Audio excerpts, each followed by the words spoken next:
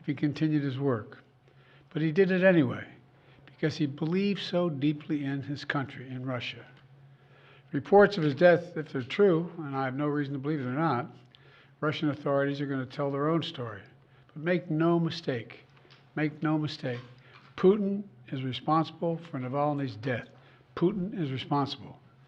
What has happened to Navalny is yet more proof of Putin's brutality. No one should be fooled, not in Russia, not at home, not anywhere in the world. Putin does not only target his citizens of other countries, as we've seen in what's going on in Ukraine right now, he also inflicts terrible crimes on his own people.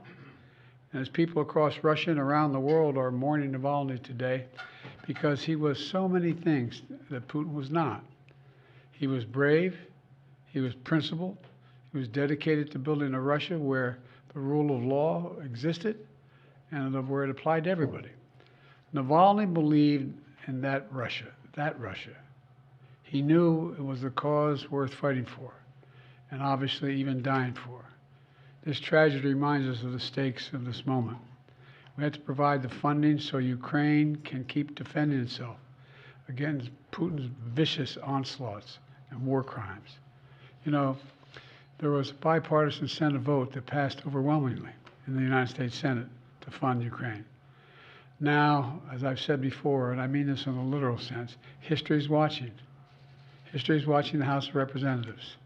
The failure to support Ukraine at this critical moment will never be forgotten. It's going to go down in the pages of history. It really is. It's consequential. And the clock is ticking.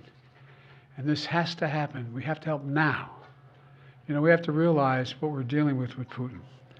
All of us should reject the dangerous statements made by the previous president that invited Russia to invade our NATO allies if they weren't paying up. He said if an ally did not pay their dues, he'd encourage Russia to, quote, do whatever the hell they want.